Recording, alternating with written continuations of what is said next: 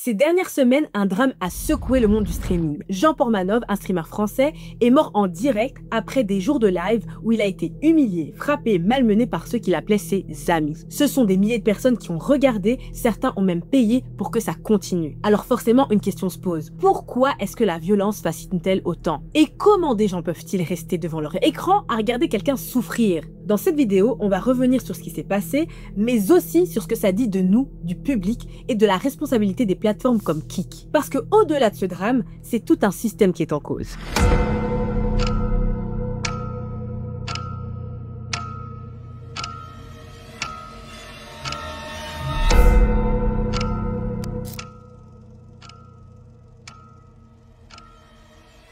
Jean Portmanov, de son vrai nom Raphaël Graven, était un streamer français connu pour ses lives souvent extrêmes. Putain, on se casse de là, on se casse de là.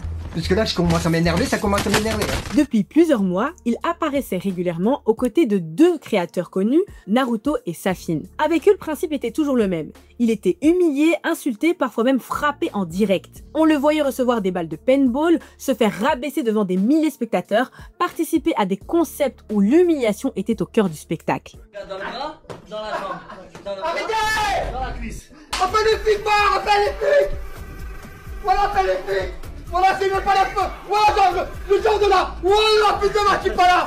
Et tout ça se déroulait sur Kik, une plateforme de streaming assez laxiste. Et dans son dernier live, les choses ont totalement basculé. Après plus de 12 jours de diffusion quasi non-stop, soit près de 300 heures de direct, Jean Portmanov trouve la mort en plein live dans la nuit du 17 au 18 août à Contres, près de Nice. Très vite, l'affaire a fait le tour des médias. Parce qu'au-delà du choc, une question glaçante est apparue. Comment est-ce qu'on a pu en arriver là? Comment des milliers de spectateurs ont pu assister à ça, certains en rigolant, d'autres en payant, sans que rien n'arrête ce mécanisme. Et c'est là que ce drame dépasse le simple fait divers. Il soulève une question bien plus large. Qu'est-ce qui nous attire dans la violence ?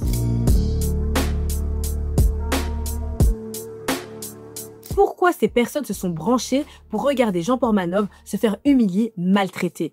Pourquoi certains ont même payé pour que ça continue? Pour le psychanalyste Michael Stora, qui s'est exprimé pour l'Obs, la réponse tient en un mot, le voyeurisme. On est attiré par la souffrance des autres. Même si ça nous met mal à l'aise, on reste devant, parce que ça réveille une petite part de sadisme qu'on a tous en nous. Et derrière un écran, ça agit comme une soupape. Tu évacues tes pulsions, mais sans passer à l'acte. Mais soyons honnêtes, la plupart des gens qui consomment ce genre de contenu ne vont pas bien eux-mêmes. Quand t'as de l'empathie, au bout d'un moment, ça te retourne ce genre de choses. Tu finis par culpabiliser parce que tu réalises que tu assistes à des humiliations. Par contre, si tu regardes ça en boucle et que tu y prends plaisir, c'est souvent le signe d'un malaise beaucoup plus profond. Déprime cachée, frustration, galère personnelle. Du coup, voire pire que soi, ça fait presque du bien. En fait, c'est une comparaison un peu tordue du style « ma vie elle est éclatée, mais au moins pas autant que la sienne ». En fait, l'agressivité chez l'être humain, c'est souvent une manière de masquer son mal-être.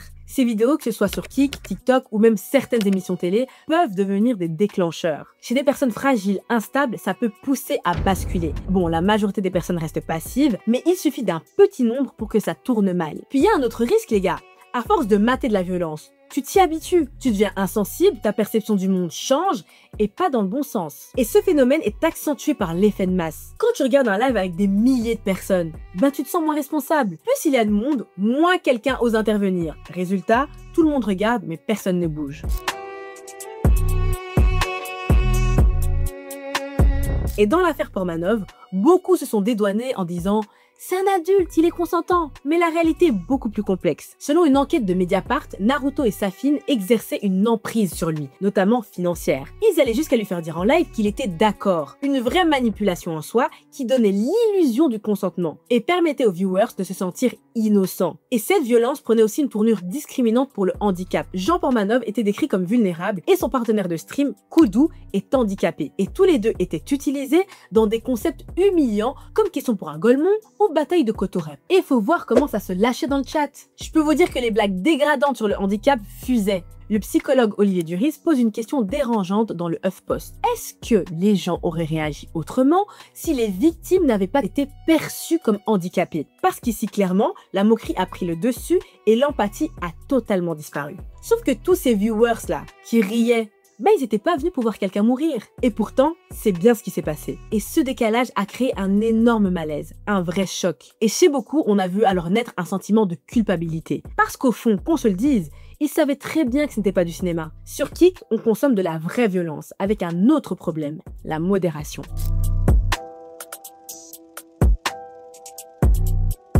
Déjà, il faut comprendre le concept. Kik, c'est un peu l'anti-Twitch si tu veux. C'est une plateforme australienne lancée fin 2022 par les fondateurs de Stake.com, un énorme site de paris en ligne. Leur idée est simple, se poser en alternative à Twitch, mais avec beaucoup moins de règles. Déjà, ce qui est alléchant, c'est que sur Kik, les créateurs gardent 95% de leurs revenus contre 50% sur Twitch. Et la modération là-bas y est minimale, voire quasi inexistante. Résultat, eh bien ça attire en masse des streamers bannis ailleurs, mais aussi des stars prêtes à signer des contrats à plusieurs dizaines de millions, comme XQC ou encore Amouranth. Sauf que cette liberté totale, en réalité, c'est plutôt un laxisme total. Kik s'est construite en ouvrant la porte au contenu borderline. Jeux d'argent, trash talking, provocation, violence, mise en scène et j'en passe. Et ça a fini par créer un espace où la violence n'est pas seulement tolérée, elle est valorisée. Le psy Olivier Duris fait une comparaison qui, je pense, parlera à tout le monde. Dans un jeu vidéo comme GTA par exemple, tu peux être violent, mais derrière, il y a des conséquences. T'as la police qui va te courser, qui va débarquer, tu sais que tes actes ont un prix. Mais sur Kik, il n'y a rien de tout ça. Pas de règles, pas de sanctions. Le message est donc implicite.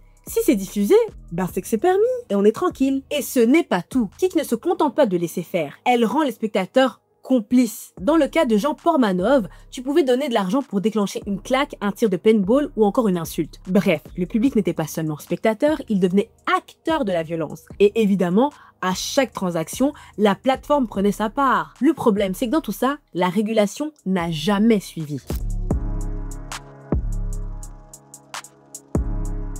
En Europe, il y a pourtant le DSA, une loi qui impose aux plateformes de mettre en place des mécanismes de signalement et de collaborer avec les autorités. Mais dans les faits, Kik n'avait même pas de représentant légal en Europe avant ce drame, donc impossible de les contrôler efficacement. C'est pourquoi ces streams ont pu exister pendant des mois sans la moindre intervention. Et quand le pire est arrivé, Kik a réagi en bannissant les comptes impliqués. Mais soyons clairs, de une, ça n'a pas duré très longtemps, et secondo, c'était du damage control, une réaction après coup, pas une vraie politique de prévention. Parce que pendant tout ce temps, la plateforme a laissé prospérer un contenu dangereux parce qu'il générait de l'audience et donc de l'argent. Alors oui, la responsabilité directe des bourreaux n'est pas à négliger, mais sans Kik, ce spectacle n'aurait jamais existé, n'aurait jamais trouvé son public et n'aurait jamais été monétisé. Et c'est ça le vrai problème. Quand une plateforme choisit de miser sur la liberté totale pour attirer du monde, elle assume aussi le risque de laisser prospérer le pire. Donc au-delà de Kik, ce drame pose une question plus large. Jusqu'où va la responsabilité des plateformes? Parce qu'à la télé, à la radio, il y a un régulateur, un cadre clair. Mais sur Internet, c'est le zoo, c'est la jungle. Les plateformes avancent plus vite que les lois et les autorités courent derrière sans jamais rattraper le retard. Alors des drames comme celui-ci arrivent et la seule réponse, c'est d'agir quand il est déjà trop tard. Et ce n'est pas la première fois que la violence fascine, fait vendre, fait du clic. Le cas de Jean Portmanov, c'est juste l'exemple le plus extrême d'un phénomène bien plus large, le trash comme spectacle. En fait, cette fascination pour la souffrance, elle est vieille comme le monde. Dans la Rome antique, les foules se pressaient pour voir des gladiateurs s'affronter, parfois jusqu'à la mort. Et puis au Moyen-Âge, les exécutions publiques attiraient des centaines de curieux. En fait, la violence a toujours été un spectacle. Et avec la télévision, ça a pris une nouvelle forme. Dans les années 2000, des émissions comme Jackass ont cartonné en montrant des mecs se blesser volontairement pour faire rire. Puis après, en France, on a eu le classique Confessions intimes, où des anonymes venaient raconter leur vie privée, souvent tournés au ridicule au montage. Souviens-toi du maillon faible où Laurence Boccolini humiliait volontairement les candidats. Puis ne parlons même pas des téléréalités comme Love Story, Secret Story ou L'île de la tentation. Le cœur du spectacle n'était pas l'amour ou le jeu, c'était la trahison, les disputes, la honte. Et aux États-Unis, c'était encore plus assumé. Le Jerry Springer Show, une institution dans les années 90. Ça reposait entièrement sur des bagarres et des humiliations publiques. Et puis même American Idol, les gars, ils ont bâti une partie de leur succès non pas sur les talents, mais sur les casseroles humiliées par Simone Cowell. Bref, l'humiliation, les émotions fortes, la violence verbale et physique comme divertissement, ça marche depuis longtemps. C'est juste qu'avec Internet, ça a changé d'échelle. Sur YouTube, pendant des années, des compilations de bagarres faisaient des millions de vues. Et sur TikTok, des vidéos de bastons de lycée ou de défis dangereux tournent encore en boucle. Et puis sur Twitch, des streamers comme Ice Poseidon ont bâti leur notoriété sur des lives extrêmes et humiliants jusqu'à finir bannis. Et est arrivé le phénomène du trash streaming, surtout en Russie et en Pologne dès les années 2010. Le principe, c'est simple. Des streamers se filment en train de dégrader quelqu'un, de se blesser ou de boire jusqu'à tomber dans les pommes pendant pendant que le public commente et finance en direct. Plus le spectateur a de moyens pour influencer ce qui se passe à l'écran, plus les contenus deviennent extrêmes. En fait, quand tu regardes, ce qui change avec le trash streaming, c'est la dimension interactive. Tu ne regardes pas un replay comme à la télé, tu es en direct, tu commentes et tu peux même payer pour faire avancer le spectacle. Résultat, au moment de sa mort, Jean Portmanov avait accumulé plus de 36 000 € de dons. La souffrance transformée en business. Alors où en est-on aujourd'hui légalement parlant? Parce qu'après un drame pareil, la question c'est pas seulement qui a fait quoi, mais aussi qui doit répondre devant la loi. D'abord, il y a l'enquête du parquet de Nice. Elle est ouverte pour violence volontaire ayant entraîné la mort sans intention de la donner. Autrement dit, même si l'autopsie a conclu qu'il n'y avait pas d'intervention d'un tiers direct au moment du décès, ça n'efface pas les violences, les humiliations et l'emprise subie pendant des jours. Safin Hammadi, l'un de ses deux partenaires sur la chaîne, lui dit que tout était consenti, que c'était du spectacle, qu'ils étaient payés comme des vrais acteurs. Mais sa mère, elle dit que son fils lui a écrit qu'il se sentait séquestré. Et c'est ça que la justice va devoir trancher. Est-ce que c'était vraiment un jeu ou une manipulation qui a fini par coûter une vie? Ensuite, il y a aussi la question de la plateforme Kik. Là, on entre dans un cadre légal français et européen. En France, il existe une loi qu'on appelle la LCEN, loi sur la confiance dans l'économie numérique. En gros, une plateforme n'a pas l'obligation de surveiller absolument tout ce qui se diffuse chez elle. Mais dès qu'elle sait qu'un contenu est dangereux ou illégal, elle a le devoir d'agir vite. Bloquer, supprimer, prévenir que ça recommence. Et c'est exactement ce que le gouvernement français reproche à Kik. Ne pas avoir fait tout ce qui était possible pour arrêter la diffusion de contenus dangereux. La ministre déléguée au numérique, Clara Chapaz, a annoncé une action en justice sur ce fondement. Et puis comme je vous l'ai dit plus tôt, en Europe, il y a le DSA, Digital Service Act, cette réglementation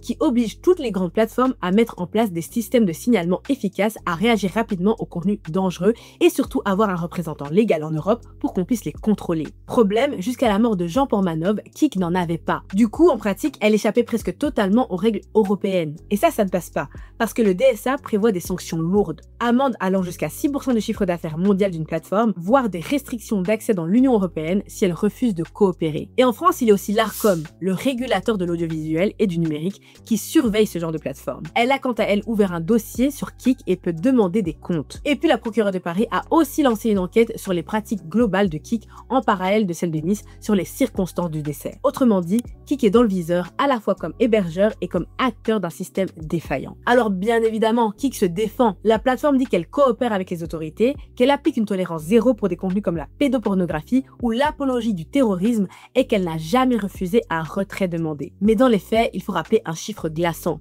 Kik n'a que 75 modérateurs dans le monde et aucun ne parle français. Comment, dans ces conditions, détecter et stopper un stream français où quelqu'un se fait humilier en direct? Je vous pose la question. Au final, ce drame pourrait servir de référence pour d'éventuels cas similaires à l'avenir. Parce que si la justice française arrive à prouver que Kik n'a pas respecté ses obligations, ça voudra dire que la plateforme peut être tenue responsable non seulement de ce qu'elle héberge, mais aussi de ce qu'elle choisit de ne pas retirer. Et ça changerait tout. Alors au fond, l'affaire Portmanov, ce n'est pas juste une histoire de live glauque qui a mal tourné. C'est le reflet d'un système où la souffrance devient un spectacle, où les plateformes ferment les yeux tant que ça génère de l'audience et où les spectateurs se perdent entre curiosité, malaise et culpabilité. Et tant qu'on continuera à confondre divertissement et violence réelle, ce genre de drame risque malheureusement de se répéter. Et vous, qu'avez-vous pensé du décès de Jean Portmanov?